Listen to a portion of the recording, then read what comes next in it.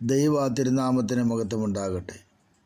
ഇന്നത്തെ ദൈവവചന ചിന്ത കർത്താവിൻ്റെ ആലോചനയാൽ വെളിപ്പാടിൻ്റെ അല്ലെങ്കിൽ ദൈവിക വെളിപ്പാടിൻ്റെ പ്രാധാന്യം എന്തെന്നുള്ളതാണ്. സാത്താനെ ജയിച്ച് മുന്നേറുന്ന സഭ അനുഗ്രഹിക്കപ്പെട്ട സഭയാണ്. അതുകൊണ്ടാണ് പത്രോസ് വെളിപ്പാടിൽ പറയുവാനിടയായത്, നീ ജീവനുള്ള ദൈവത്തിൻ്റെ പുത്രനായ ക്രിസ്തു എന്ന്. യേശുവിനെ പറ്റി പത്രോസ് ഏറ്റുപറഞ്ഞ ദൈവിക വെളിപ്പാടാകുന്ന പാറമേൽ സഭ പണിയപ്പെടുമെന്നാണല്ലോ മത്തായിയുടെ സുവിശേഷം 16:14 കർത്താവ് പറഞ്ഞിട്ടുള്ളത്. പത്രോസിനൊരു വെളിപ്പാട് പിതാവായ ദൈവത്തിൽ നിന്നാണ് ലഭിച്ചത്. നമുക്കും പിതാവിൽ നിന്ന് തന്നെ ആ വെളിപ്പാട് ലഭിക്കേണ്ടിയിരിക്കുന്നു. കേവലം ബൈബിൾ പഠനത്തിൽ നിന്നോ കേട്ടറിവിൽ നിന്നോ ക്രിസ്തുവിനെ പറ്റി ലഭിക്കുന്ന അറിവ് മാത്രം നമുക്ക് മതിയാവുകയില്ല. പിതാവല്ലാതെ ആരും പുത്രനെ അറിയുന്നില്ല എന്നും മത്തായിയുടെ സുവിശേഷം 11:27 വായിക്കുന്നു. അതിനാൽ പിതാവിന് മാത്രമേ ആ വെളിപ്പാട് നമുക്ക് തരുവാൻ കഴിവുള്ളൂ. അത് ലഭിച്ചാൽ മാത്രമേ അപ്പോസ്തലന്മാർ തങ്ങളുടെ കാലത്ത് സഭയെ കെട്ടിപ്പടുത്ത അതേ അടിസ്ഥാനത്തിൽ സഭയെ പണിയുവാൻ ഇന്ന് നമുക്കും കഴിവുണ്ടാവുകയോ. ചിലരൊക്കെ പറഞ്ഞു നടക്കുന്നു, ക്രിസ്തു ഇപ്പോൾ വരും, 2015, 20, 25, 30 വരുമെന്നൊക്കെ പറയുന്നുണ്ടെങ്കിലും കർത്താവിൻ്റെ വരവ് സംബന്ധിച്ച് പിതാവല്ലാതെ ആരും അറിയുന്നില്ല. അതുകൊണ്ട് നമുക്ക് 2024 ആയാലും ഒരുപക്ഷെ കർത്താവിന് അത് 24 വർഷമേ ആയി കാണത്തുള്ളൂ. അപ്പോൾ ഇനിയും കിടക്കും ആ വർഷം. അതുപോലെ ഭൂമിയിലുള്ള സകല ജാതികൾ യേശുവിനെക്കുറിച്ച് അറിയുമ്പോഴാണ്, തിരുവചനം അറിയുമ്പോഴാണ് അതിൻ്റെ പൂർത്തീകരണത്തിലേക്ക് എത്തുന്നത് എന്ന് ഒരു സൂചന നമുക്ക് തന്നിട്ടുണ്ട്. എന്നാൽ സമയം നമുക്കറിയില്ല. സമയം പിതാവിന് മാത്രമേ അറിയത്തുള്ളൂ. അതുകൊണ്ട് നാം സമയത്തിലും അസമയത്തിലും ഒരുങ്ങി നിൽക്കുക. കർത്താവ് എപ്പോഴാണ് വരുന്നതെന്ന് അറിയില്ല. അവൻ്റെ വരവിനാൾ എടുക്കപ്പെടുവാൻ നാം ഒരുക്കപ്പെട്ടവരായിരിക്കട്ടെ. വിശുദ്ധരും വിശ്വസ്തരുമായിരിക്കട്ടെ. സാത്താൻ്റെ മേൽ പൂർണ്ണ വിജയം പ്രാപിച്ച യേശു ക്രിസ്തുവിനെ നമുക്കറിയാം.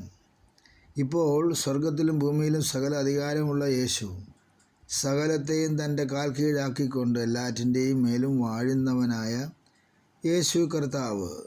ഈ യേശുവിനെ ദൈവപുത്രനെന്ന നിലയിൽ നമുക്ക് കാണിച്ചു തരുവാൻ പിതാവിന് മാത്രമേ കഴിയുകയുള്ളൂ. എഫെസ്യർ ലേഖനം 1-ാം 17 വാക്യവും 20 മുതൽ 21 വരെയുള്ള വാക്യവും വായിക്കുമ്പോൾ നമുക്കത് മനസ്സിലാക്കാൻ കഴിയും.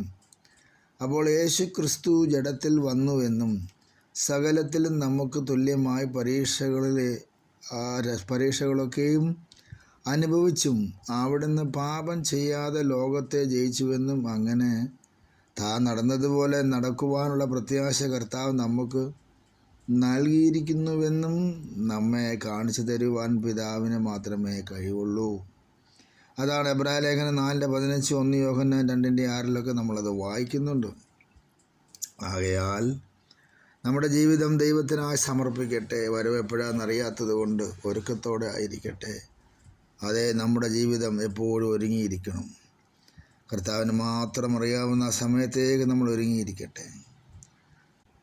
നമ്മുടെ വാഴ്ത്തപ്പെട്ട യേശു കർത്താവ് പറഞ്ഞു, പാതാള ഗോപുരങ്ങളെ, അതായത് ആത്മീയ മരണത്തിൻ്റെ ശക്തികളെ അത് കീഴടക്കും. എങ്കിലും ഒരു സ്ഥലത്ത് ആത്മീയ മരണത്തിൻ്റെ ശക്തികളാൽ ജയിച്ചടക്കപ്പെടുന്ന ഒരു സഭയെ നാം കാണുവാനിടയാകുന്നുവെന്ന് വയ്ക്കുക. അതായത് അസൂയ, ഭിന്നത, മത്സരമനോഭാവം, മനോവിഷമിപ്പിക്കൽ, ദുർമാർഗ ജീവിതം, ദ്രവ്യാഗ്രഹം, ലോകമയത്വം, വിദ്വേഷം, നീളം, വലിപ്പം, ഭാവിക്കൽ, പരീക്ഷ മനോഭാവം തുടങ്ങിയവ എവിടെയെങ്കിലും സഭയെ കീഴ്പ്പെടുത്തിയിട്ടുള്ളതായി കാണുന്ന പക്ഷം അത് യേശുവിനാൽ പണിയപ്പെടുന്ന സഭയല്ലെന്ന് നമുക്ക് തീർച്ചയാക്കാം. ആകയാൽ നമ്മുടെ ജീവിതം ദൈവത്തിന് സമർപ്പിച്ചുകൊണ്ട് ഈ വിധ മനോഭാവമൊന്നും ഇല്ലാത്തവരായി കർത്താവിൻ്റെ സഭ കർത്താവ് പണി.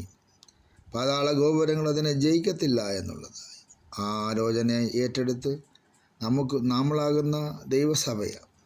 ഞാൻ ഒരാളാകുന്ന ദൈവസഭ, പലരായ ദൈവസഭ ഒരുമിച്ച് പണിത് ദൈവകൃപയിൽ നിൽക്കാം.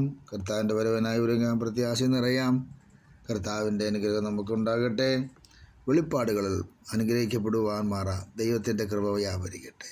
പ്രാർത്ഥിക്കാം. പരിശുദ്ധ പിതാവേ, തിരുവചനം ഞങ്ങൾക്ക് അനുകരിച്ച് തന്നതിന് സ്തോത്രം. തിരുനാമത്തെ മഹത്വപ്പെടുത്തണം. യേശു ക്രിസ്തുവിൻ്റെ നാമത്തിൽ തന്നെ ആമേൻ.